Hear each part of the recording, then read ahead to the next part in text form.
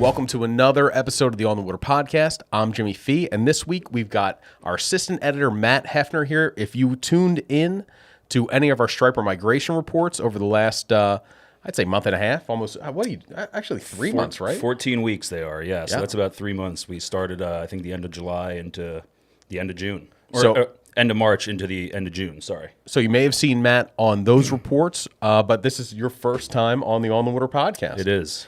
So, tell us a little bit about yourself. This is your third striper season as the assistant editor of On the Water. Is that right? Assistant to the editor, actually. Yeah. But yes. Yeah, third striper season as the assistant editor at On the Water, third striper season on Cape Cod. It's been a tougher year this year. We talked a little bit about that when I had you and Kevin on for the, the Striper Migration Report wrap-up, which was a couple weeks ago. That's on our YouTube channel. And it's been a tough pick in the surf. And, just getting to know the surf as a whole around Cape Cod has been challenging over the past 2 years. I always say to people, there's so many different options from the outer Cape beaches, the sand beaches. You got Cape Cod Bay, Buzzards Bay, super rocky. The canal is always, there for you. So there's always a ton of options, and it just makes it hard to figure out what tide I want to catch and when. So one of the best things about Cape Cod is that you look at it, and no matter what the wind's doing, no matter what the weather's doing, anytime from mid-May to, say, late October, there is a 40-inch striped bass somewhere within casting distance of shore. Yes. But there are so many different places that could be. Yeah. But before we moved to the Cape, where was home? So I grew up on Long Island, the western end of Long Island. It was, I believe it's where your wife near where your wife lives. So Garden City, it's well, she lives with me on the Cape now. Well, now, yeah. Well, where she grew up. I'm sorry. Let me rephrase that. But yeah, so grew up in Garden City on the western end of Long Island. It's a little bit outside of Queens, kind of central Long Island. So, I didn't grow up on the water, but I had family living on the east end of Long Island.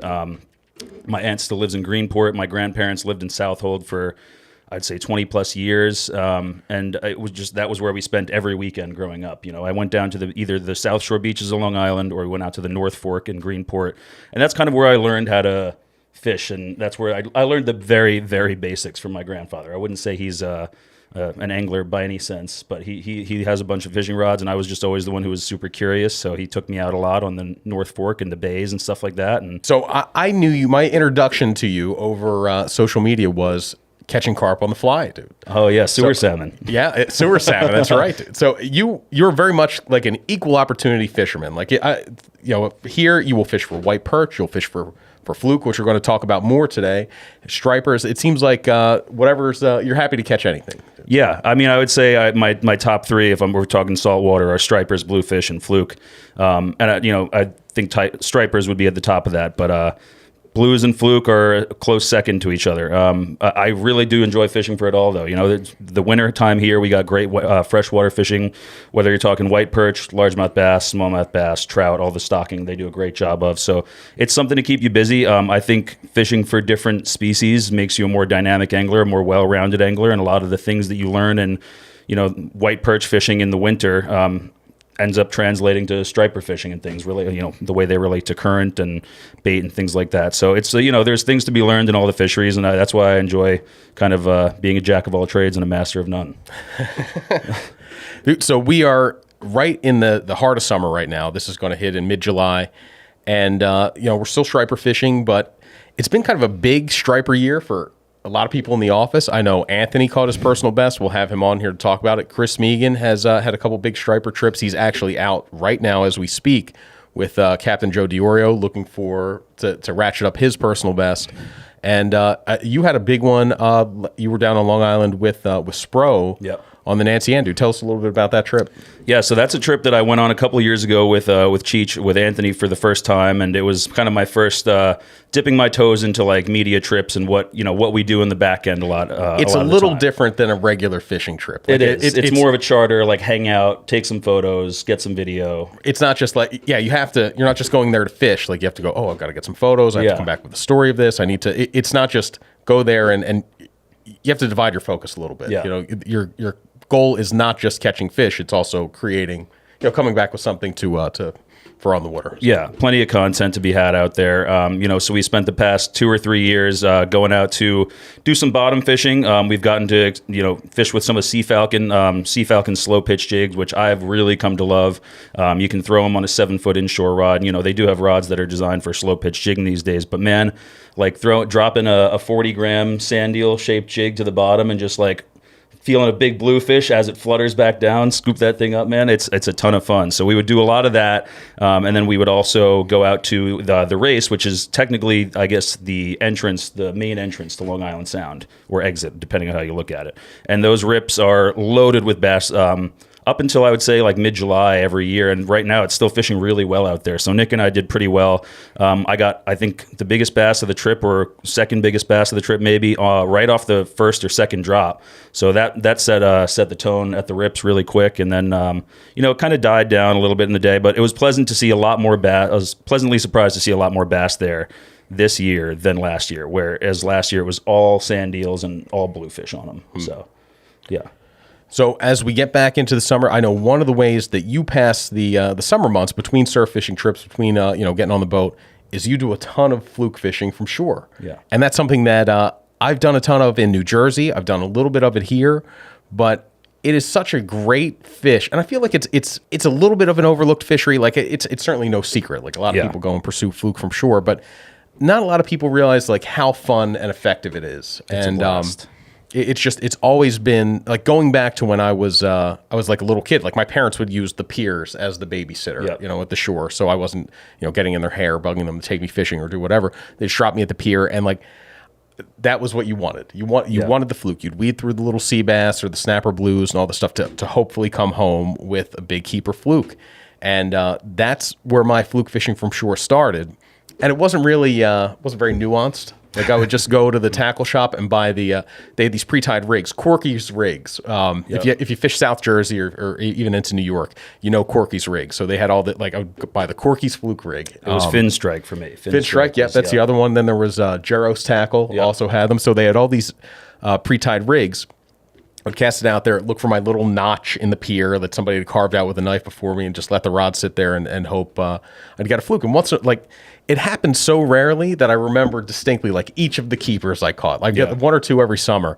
And, they would be just over the keeper size. But that is not, while that's technically fluke fishing from shore, I got way more effective at it when I realized that you have to keep things moving. You can't be stationary. Fluke, because the fluke themselves are generally stationary. So if you're staying in one place, you really have to kind of luck out. You got to cover water to be able to find them. Some days if you stood in one spot, and especially this goes for, fishing from shore, if you just stand there and cast relentlessly, it's not like a bluefish or a bass where they're maybe going to come across you.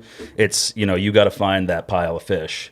So it's definitely a little bit more challenging from shore. But I kind of was like you. I got into it doing it from the piers, just with buddies and stuff like that in high school. When everybody was starting to get their licenses, we were like, oh, we can explore. So we would drive down to the South Shore of Long Island. You go down to the piers. You kind of just fish the squid strips off the piers and catch everything. And eventually, I've done a lot of kayak fishing around the country. And I just was like, well, if I can do this from the pier, I could do this from my kayak. And started doing it from the kayak and really fell in love with that.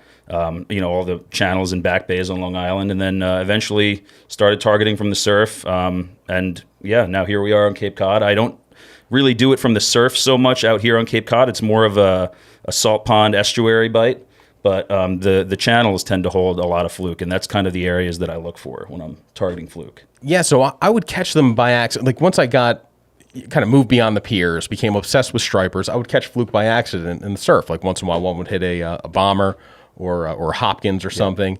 And I realized, I remember it was one day I was on Island Beach State Park. I was chasing down bluefish blowing up bunker just over on the other side of the bar. And I saw an osprey hovering in tight, right basically where the breakers were coming up. And he dove, and I assumed he was going to come up with a bunker. He came up with a good sized fluke. And then later that day I saw another osprey get another fluke. And I'm like, man, they were right. I mean, if you were wading in, they were in less than knee deep water. Right. So after that, it really changed the way I looked at surf fluke fishing. I didn't think you would want to cast out. You would want to work, because you couldn't effectively fish bait that shallow. Yeah. So you wanted something like a small jig that you would then be able to work those troughs or the beach lip with. And from that day, dude, like it's it really became kind of a summertime savior for me because I used to work at a tackle shop in Ocean City, New Jersey. We'd have good striper fishing through about mid-June, sometimes the end of June. And then you had resident stripers in the back bays all summer. But if you wanted to fish the surf, it was either catch kingfish or then I learned you could do the fluke fishing. And that was that became like my summer go-to. Yeah. Yeah, it's a fun way, especially up here on Cape Cod. I mean, it doesn't matter where you are, but if you have no problem wet wading, that's what I'd kind of do.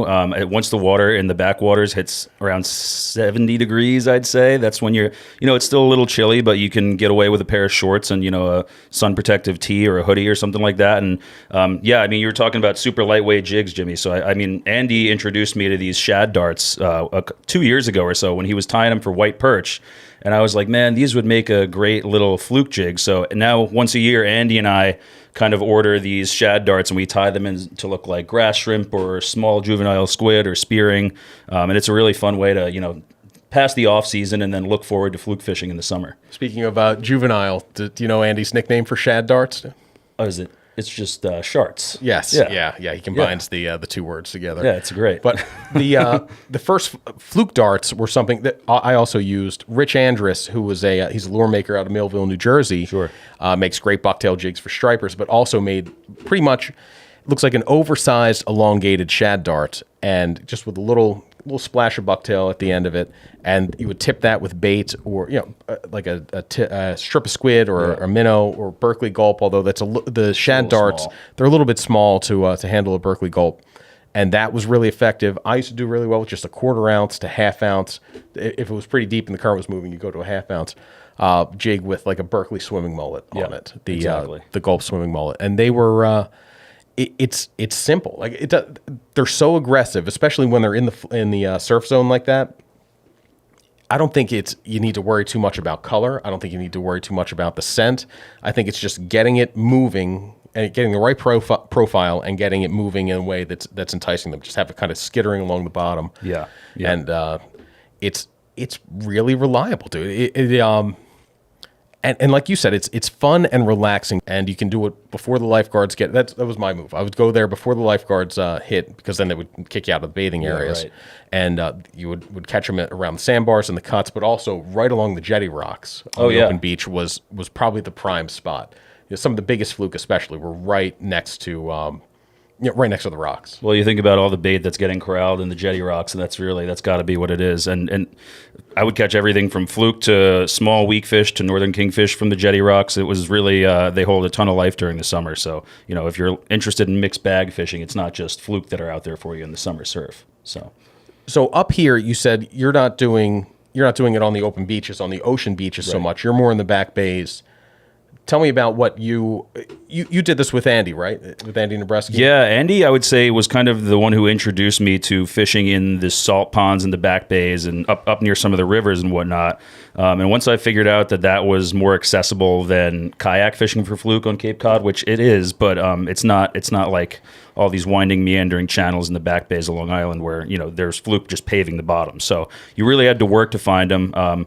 And what Andy showed me is, find moving water, whether it's wind current or tidal current, and also, look for troughs and the same kind of features you would look for in the surf. So, shallow sandbars adjacent to cuts or troughs, and that moving water is really the most essential part of it, I would say, and choke points too. So, anywhere that you have a channel, a lot of the same places that I would target stripers in the backwaters earlier on in the season end up becoming pretty solid fluke spots.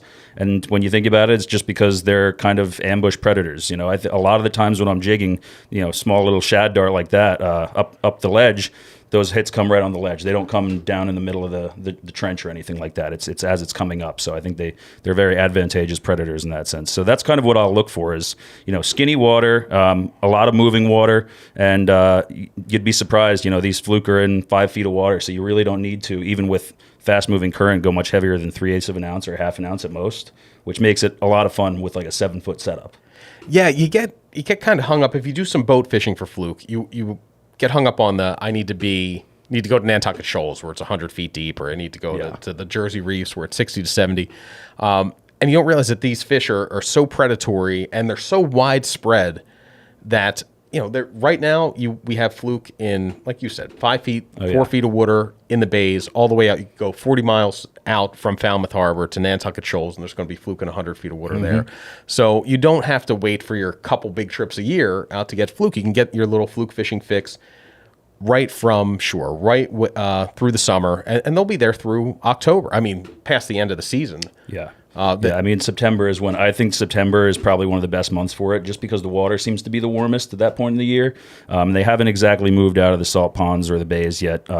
But yeah, I would say September is probably the best month for it. Everglades Boats is an industry leader in premium offshore fishing boats. Founded in 1997 by boating industry legend and former Boston Whaler executive Bob Doherty, Everglades revolutionized the boat building industry with the invention of the ram cap process for one-piece unsinkable hulls. Respected for its renowned hull ride, Everglades builds center console and hybrid boats from 25 to 45 feet that make a statement about the status and savvy of their owner. Everglades has received numerous industry awards and achieved an unparalleled reputation for superior safety, performance, and quality.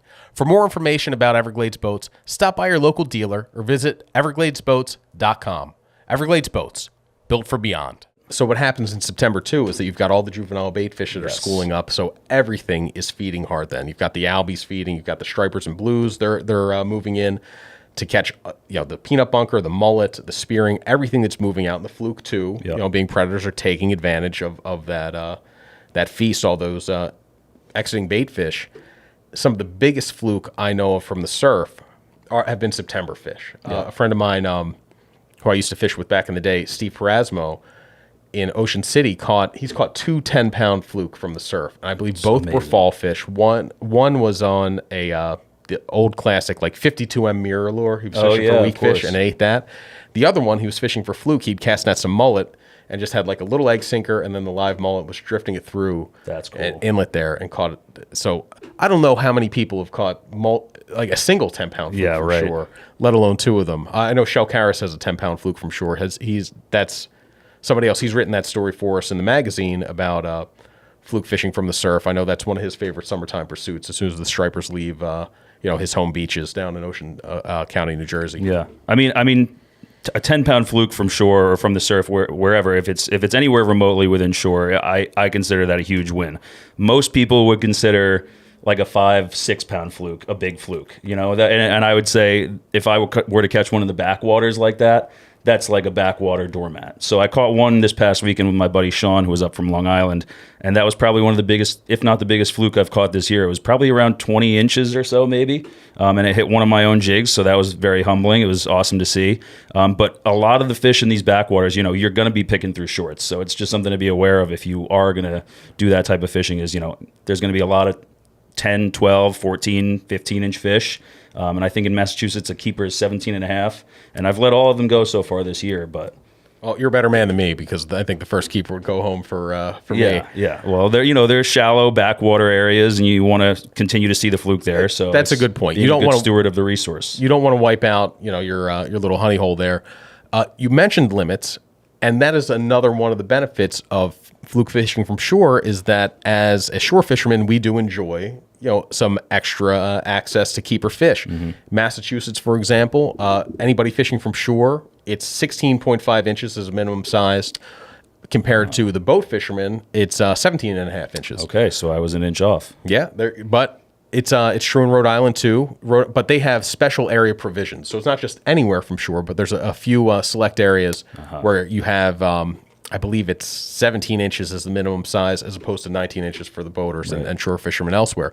New Jersey, Island Beach State Park has 16-inch minimum size versus the 18-inch minimum size for shore fishing in the rest of the state or boat fishing. So because you have a little bit less access to larger Fluke, they actually limit the size limit. But you do have to watch, because the bag limit shifts a little bit. So it's you kind of give a little bit to get a little bit. So you can't keep as many fish at that lower size.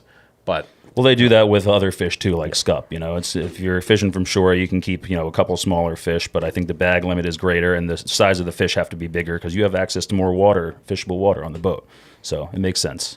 And one of the fun things, like you say, you do get into a ton of shorts, but because you're fishing jigs mainly and artificials, you're not gut hooking them, so the release mortality is pretty low. and you're using really light tackle, like almost largemouth bass tackle. So they have a chance to kind of show off their stuff a little bit. Yeah, it's fun. It's like a 3K reel and a 7-foot rod. It's a Fenwick HMG that's actually made for bass fishing, freshwater bass fishing. And so my buddy gave that to me years ago and was just like, buy this $99 Shimano Nasky for it.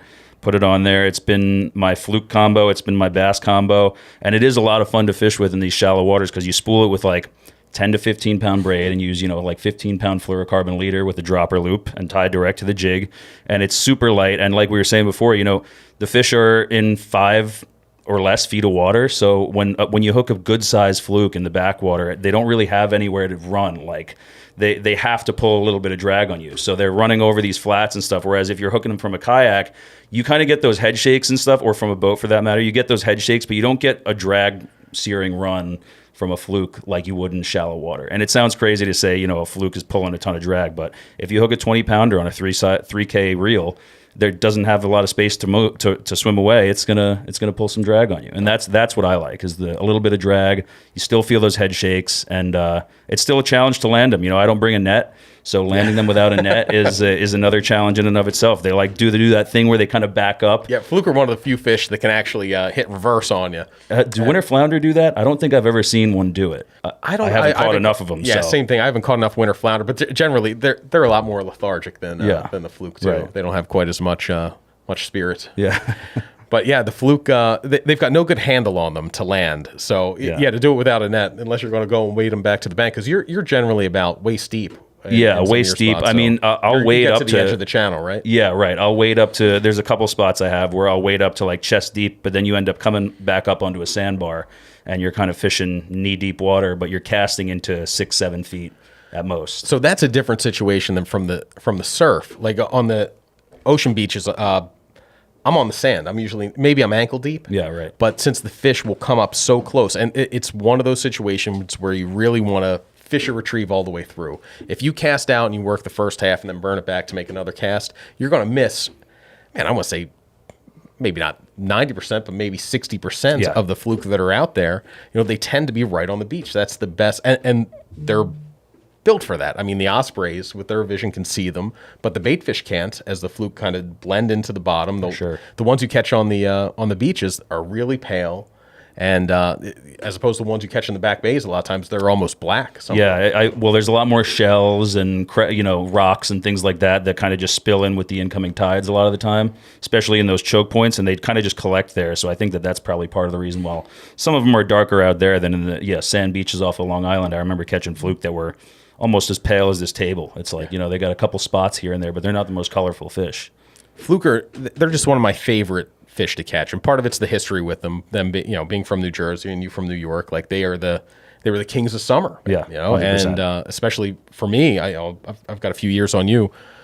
Striper fishing wasn't good when I was getting into saltwater fishing. Like they were still coming back from the low point in the 1980s, and so fluke they were the end all be all. Fluke and weak fish were what people cared the most about, and then the stripers came back, and that kind of shifted people back toward looking for the biggest and baddest fish around. Yeah. But fluke fishing it's a way of life. People love it, and not as many people know you can do it from the surf or from shore, which means you've got a lot of real estate, a lot of room to roam. Oh, yeah. One thing I think everybody's been lamenting the last few years is that surf fishing spots for stripers are getting more and more crowded, the canal and other places. And it's just, as people get into it and as the fishing gets a little bit tougher, as the striper population dips a bit, the fish are getting concentrated, which then also concentrates the fishermen. With the fluke in the summertime, it's such a nice break from that to be able to just go and walk an open sand beach and not have to worry about getting there early to get your spot, or if you. It's just a great. It feels like summer fishing. And it's funny too. Like a lot of the times, people will just expect that you're going to be casting big plugs or something. They see a fisherman on the beach, they're like, he must be striper fishing, or maybe scup or something like that. But then they see you casting these tiny little jigs, like 15 feet from shore, into a shallow little trough, and they're kind of like, what are you fishing for? It's at least up here, I found like a lot of people don't really understand that they're that accessible to them. So that's something I've really come to enjoy, is, showing people how to catch fluke in shallow water and stuff. And part of that is like, it takes, while you do catch some by accident, you're not going to get that many. It takes a real targeted effort to catch the fluke from shore. Otherwise, you're either working it too fast, you're working a lure that's too big, or you're not even fishing the right areas for them to be. So it's once you figure out where they're going to be, find that little that dip or channel in the backwaters, a little depression where they're going to hold, or just the sandbar or next to the jetties on the beach, you can really do well. And the key I found, at least for ocean beaches, is to keep moving. Oh yeah, like you got to cover a lot of ground. They're going to let you know right away if they're there. It's not like striper fishing again, where you may want to stake out a spot and wait for the right part of the tide for the fish to move in and feed. The fluke, they're either there or they're not. So they're not necessarily. They do some moving around, but for the most part, while you're there, you're better off staying moving, staying mobile until you find a little pile of them. And then once you find them, there's usually, sometimes it must look like like shingles down there. Oh yeah, there's right. so many of them. I know. Family owned and operated for over 65 years, AFCO represents unparalleled quality, performance, and reliability when it counts most. From inventing the roller guide to introducing the world's first pair of true fishing shorts, which are some of the most comfortable shorts you'll ever own, by the way. AFCO not only delivers products proven to perform on the water, but are true leaders of conservation as well. Their pledge to protect and conserve has 10% of your AFCO purchases going directly to supporting conservation initiatives.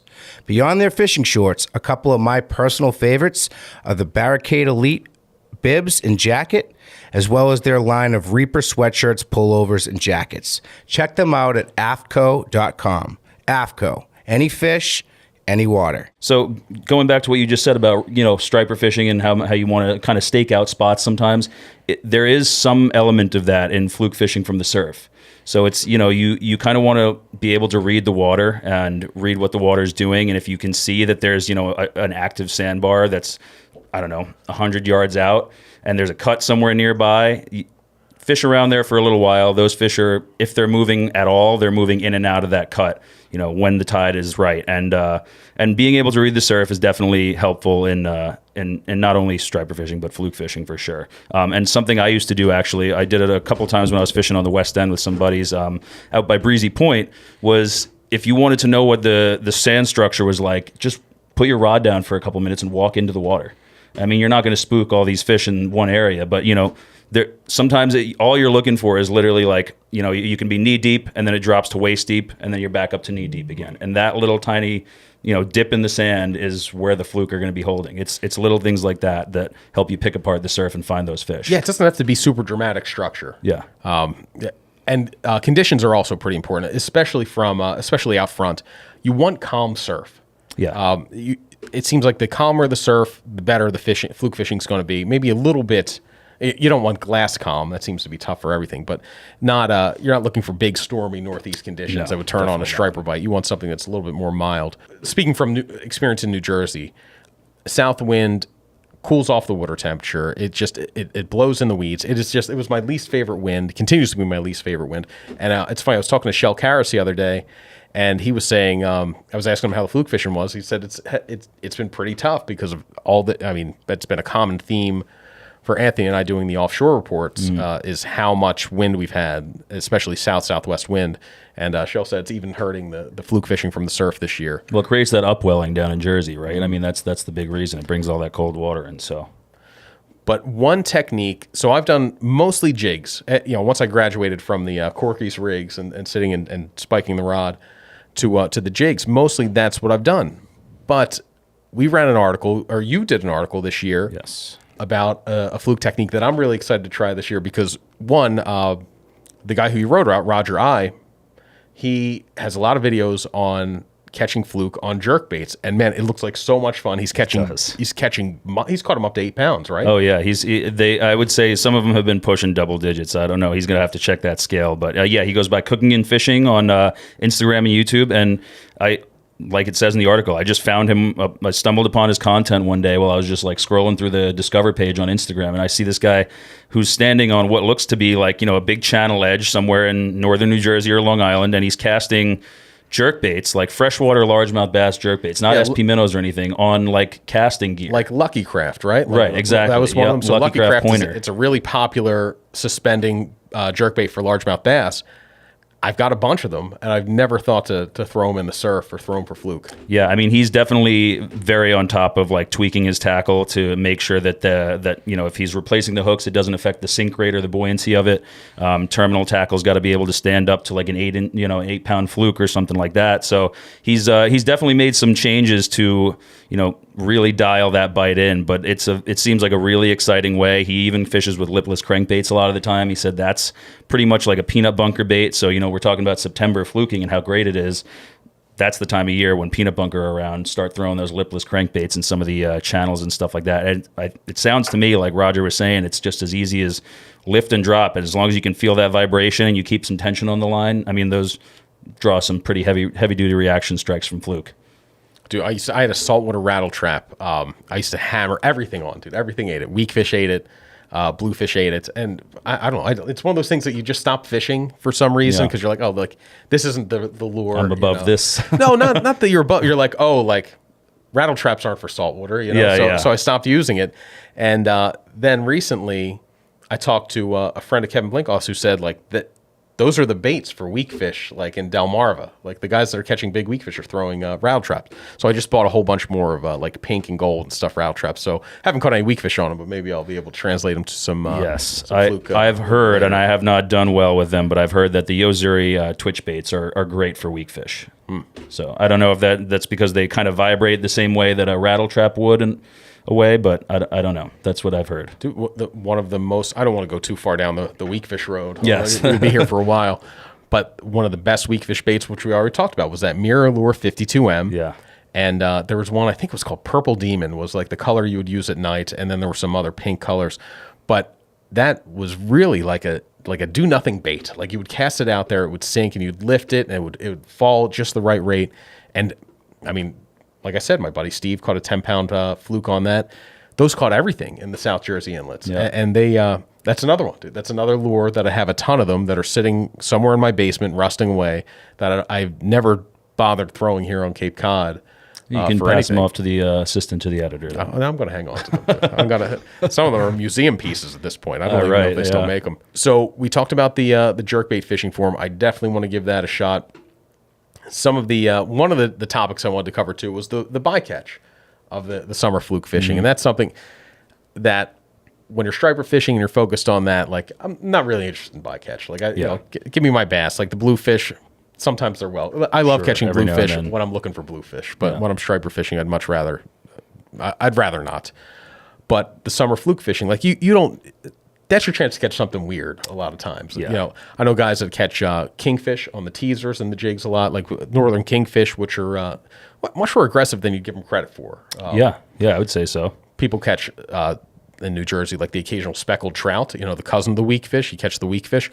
And then there's always this one where it's kind of it's very exciting at first until you realize what's happening. And this was, it gets you every time because like you think you hook something, it's screaming line, like it's really heavy, and you're like, this is a big striper, or maybe this is a cobia, maybe this is something very cool. But it's 90% of the time it's a cow-nose ray. And those they're the worst. They're the absolute worst. Cow-nose rays are, if you've spent a lot of time fishing in Long Island, New Jersey, you know what they are. North of, they don't really get north up here, really. You see them offshore. I have not seen them up here. I used to see them all the time in the back bays of Long Island. Did you see them in Long Island Sound at all? Or? I haven't, but I know people who have. I never really did much kayaking. That would be a good question for Nick if he's ever seen them in the Western Sound there. So they're like a diamond-shaped ray. I think their typical size is probably 10 to 15 pounds, and they're not like a stingray that stays on the bottom. They kind of fly close to the surface, swim close to the surface, and they're somewhat predatory. I think they mainly eat shellfish. I know they are the bane of the clammers and some of the oyster farmers' existence because years ago their numbers were really exploding because shark numbers were tanking. One of their main predators is are sandbar sharks and dusky sharks and some of the other ones. They eat a lot of rays, and when their numbers were down right before they protected brown sharks, the rays numbers were going crazy, and all these clammers were complaining that they were eating them out of house and home. So right now the brown sharks are back. Still plenty of rays around, but they eat the same stuff Fluke eats, and it's a great fight. It's fun to get one. Yeah, but when they come through, there's never just one. Like never.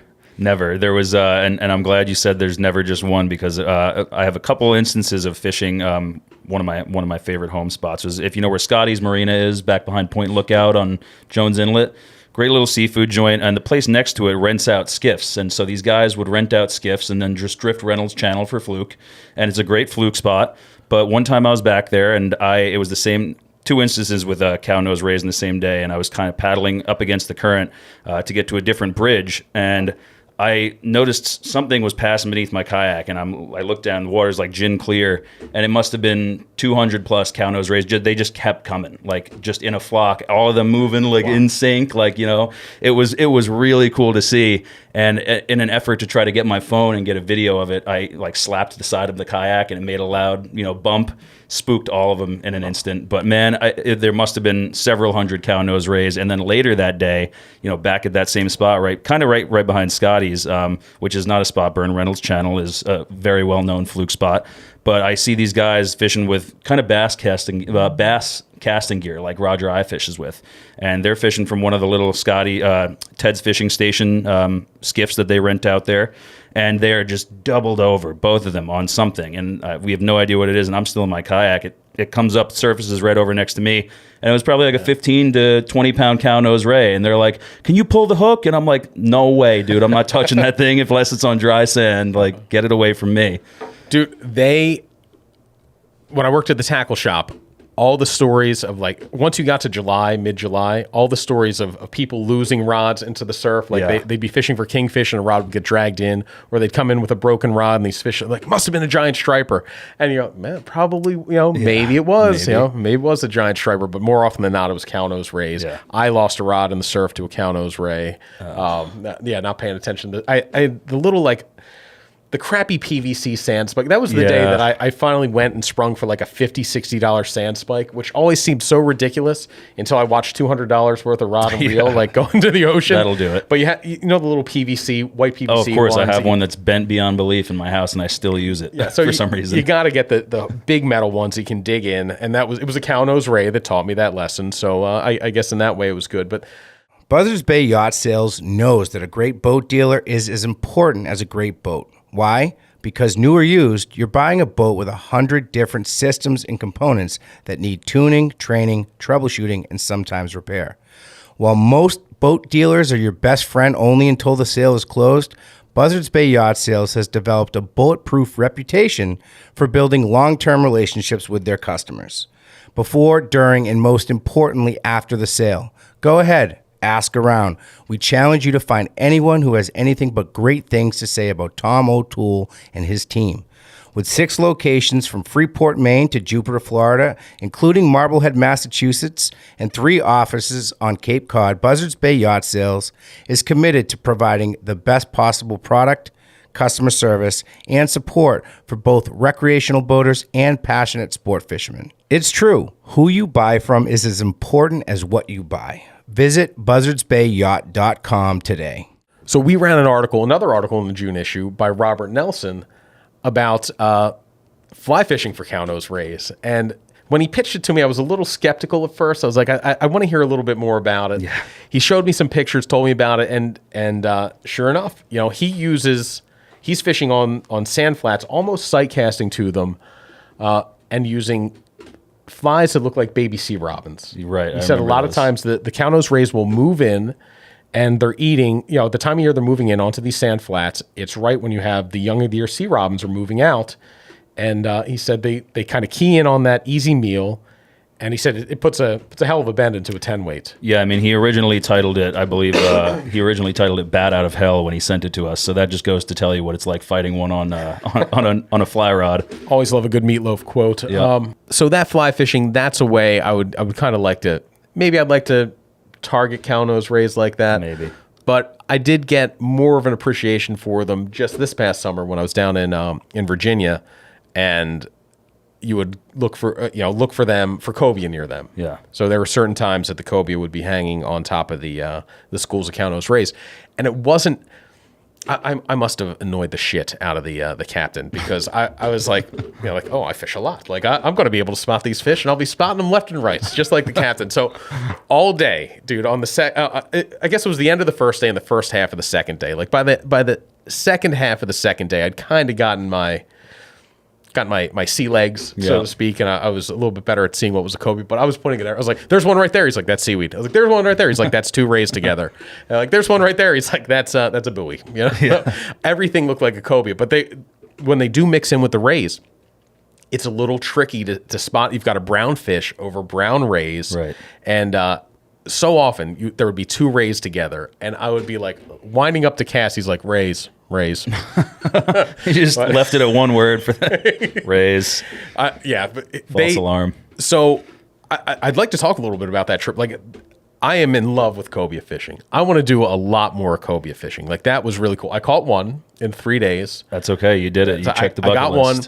But when I go back, I want to do things a little bit differently. The program that this captain had, and I get it. Like, you're a captain, and it's a results-based business, right? Like, you're trying to be able to say, okay, we caught 10 cobia today, and go back and tell other clients, put it on your Instagram.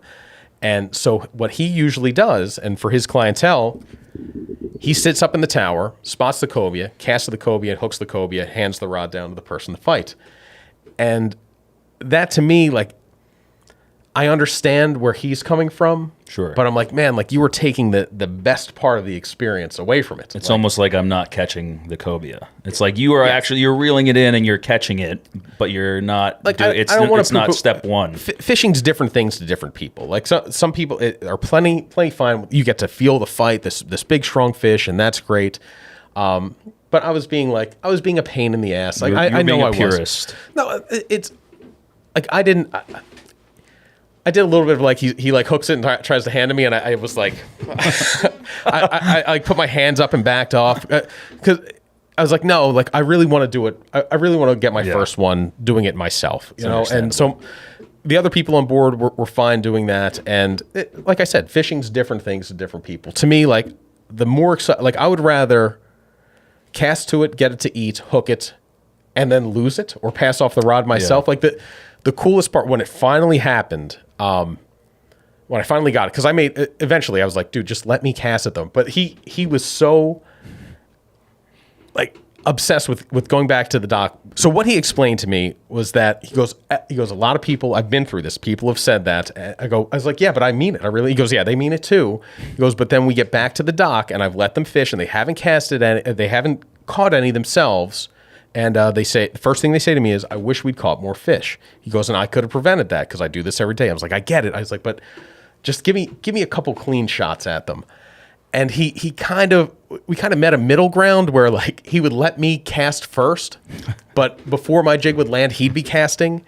And it created, like, a very frantic, like, competitive. I did not react well under that pressure, like, knowing I had one chance to get, because normally, like, if you'd cast behind it, you'd rip it back in and then get the other cast. Because I hit them in the tails. I hit one square in the back and spooked it. Spooked it. Yeah, but I was under pressure. I was nervous. They're amazing fish, dude. I really wanted to get one. But in this case, like, if I cast to the wrong spot, I had no chance to recast because he was nailing it, dude. He was putting it right on the fish. But finally, dude, it was a miraculous cast. Like, I will be able to picture this for the rest of my life. We were right along the Chesapeake Bay Bridge Tunnel, and there was a pair of cobia, and they were just kind of swimming parallel to it. At the end of the day, so we looked for them on the schools of red drum, and we looked for them kind of over rays. And then at the end of the day, the tide got just right, where you had the outgoing tide, and it had built up. It was a full moon.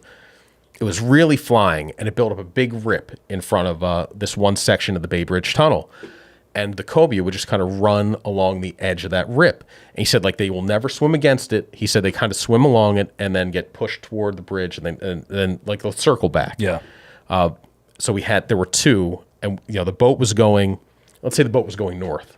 The cobia, two of them sliding south. And at this point, like, I had stormed the tower. I was up in the tower with the captain. Like, I'm like, dude, I got to get one. He's like, you can come up. You can come up, fish in the tower with the grown-ups. And I got I'm throwing and mine's in the air and he throws and the cast throws and the mate throws and like their line's like made an X over my line. No. Mine like miraculously lands 3 feet in front of the fish. It was a soft plastic paddle tail. And what I'd done, I'd done everything wrong at this point, like with previous fish where I'd cast out and I'd retrieved it too fast. I'd retrieved it too slow and it sank down. This one, I guess what the mode is, you want to like cast beyond them real fast to get them looking and then slow it down and put it right in their face. Okay. So they eat out of aggression. From what I understand, when they're on the surface like that, they're not really feeding so much as they're, I don't know if they're sunning themselves and digesting, or if I think that's mainly what they're doing, or they're moving from spot to spot. Sometimes we saw one group that was spawning, and there was one big female and then a bunch of smaller males, and they were all, those fish wouldn't eat, but it was really cool to see them doing doing their thing. But you know, they're not actively feeding, so it's kind of a reaction strike. You're almost aggravating them into biting, or maybe they're just being opportunistic.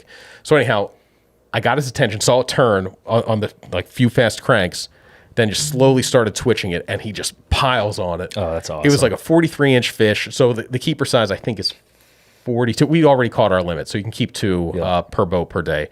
So we ended up releasing that one, but it was a great fight, a great eat, and what was interesting is that fish came close to the boat and upchucked its lunch, and it was all like little flounder and stuff, little hog chokers, which are a small species of flounder, and because that's what they're doing, they're grubbing along the bottom, and then they come up when they're not eating to the surface. So that's so cool that they're like bottom dwelling fish, except for when you're able to sight cast to them. And like you said, who knows what they're doing up there? But the fact that you can catch them both ways, because I know guys catch them on fluke rigs off the beach sometimes. Dude, there's like for years, going way back, they get them in Raritan Bay on fluke. Like people will be fluke fishing and get them there. We're getting more of a targeted fishery for them up here, and dude, I just fell in love with it. Like it was one of those. It's gonna sound like a sappy like rom-com thing. Like I felt like I was more complete after I cobia fish. I'm like, this has been missing my whole life, dude. I want to go buy a boat and put a tower on it and just put all the striper and fluke stuff behind me and be a cobia man. Just be a cobia guy. Yeah, dude. It was that cool. Like it seems really awesome. The red drum thing. So we caught some big red drum too, and that was awesome. But that was more like blitz chasing. Like they were in big schools on the surface. You would run up to the big school of red drum, cast a bucktail into it, catch it, and then you would like look for the school to come up again and do it, and do the same thing all over again. So it was awesome. Yeah. Big fish. They fought hard.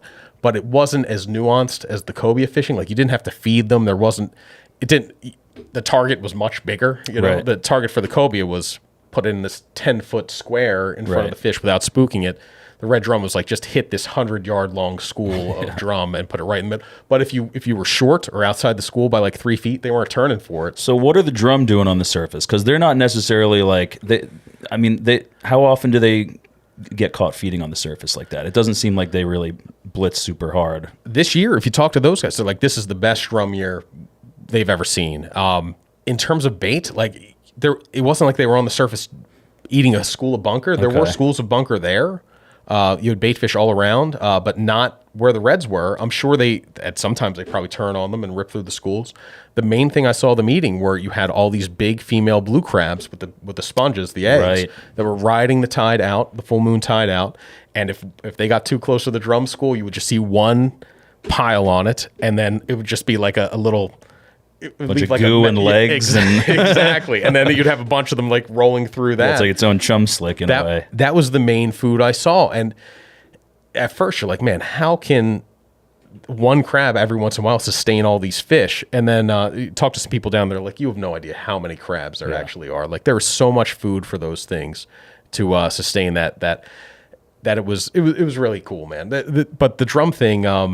Oh God, that was another one with the captain where we didn't butt heads. Like it wasn't like there was no animosity, but it was just like I could see him being like, all right, like fishing expert, like go do your thing. Well, it's understandable from both perspectives. Like you said, it's like they want to be able to say, yeah, we caught a ton of fish today. That's what gets them that next trip if they're not bringing a ton of fillets back to the dock. So, but from your standpoint, it's like, listen, I've never caught a cobia before. I would love to hook my first one on my own and like actually see it eat and then be able to say, I duped this cobia rather than, the captain hooked it for me and passed it off. But this was a situation where like we roll up to the drum and I'm like, all right, now it is time time to cast at the drum, and I'm like casting. He's like, "Don't cast," and I'm like, the jig's going out, and as the jig's in the air, I look and like there's 2 giant cobia on the edge of the drum school, and I hook the drum, and then like once you hook the drum, the school kind of disperses and the cobia blew out. Yeah, and he's like, "See, like I wanted to see it." I was like, "I didn't know that. Too early. It was the first fish of the trip," and I was like, I couldn't wait any longer.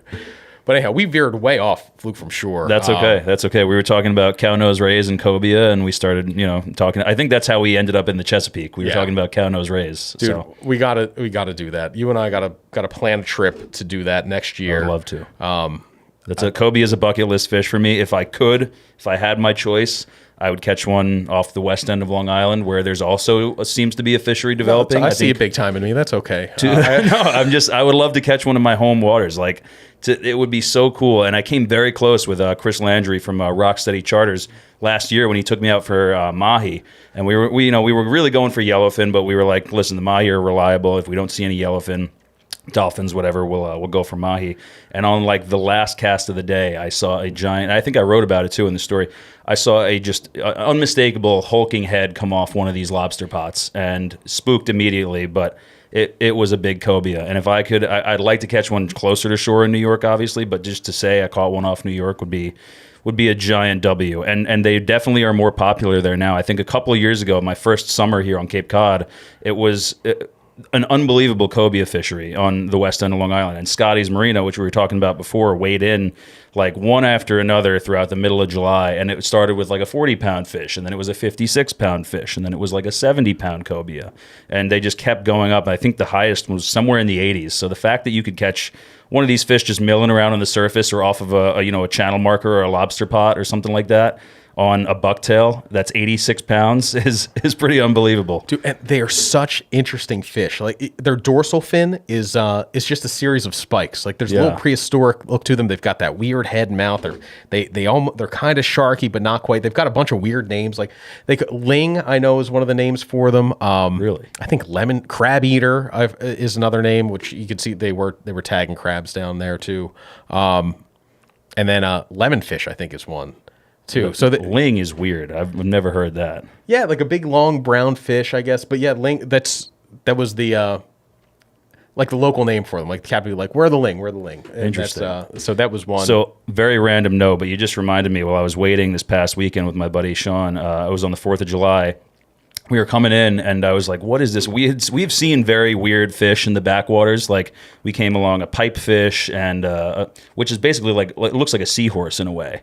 They're these little weird fish that kind of like swim along the surface. Yeah, trumpet fish, those kinds of things.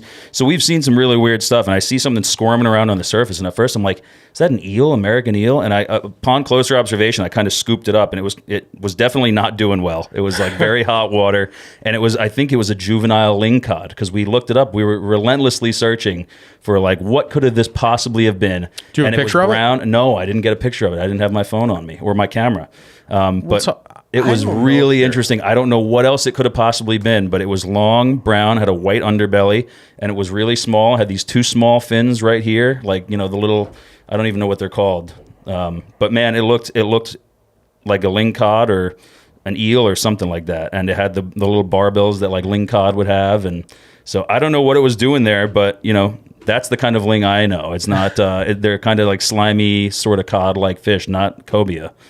Yeah, dude, I don't know why it's the nickname, but yeah, man, that's what you touched on there is like part of the fun of the summer fishing is like the potential for weird. We're not quite at the part of the summer where you get the tropical visitors because you'll get the warmest water of the year comes in late August, early September, no matter where you are in the Northeast, and that's when you do see. I was just texting with a guy about this the other day about some of the weird summer visitors we get last year. Tarpon on Cape Cod, 150-pound tarpon or 100+ pound tarpon on a bluefish head. Somebody was fishing for sharks off the beach. This guy was talking about his dad caught Kobe Goodrich. His dad caught a African pompano one time a few years back. Really? A little one. It's with all the filaments. That's so cool. Andy Nebreski caught like a 5 or 6 pound Jack Crevalle.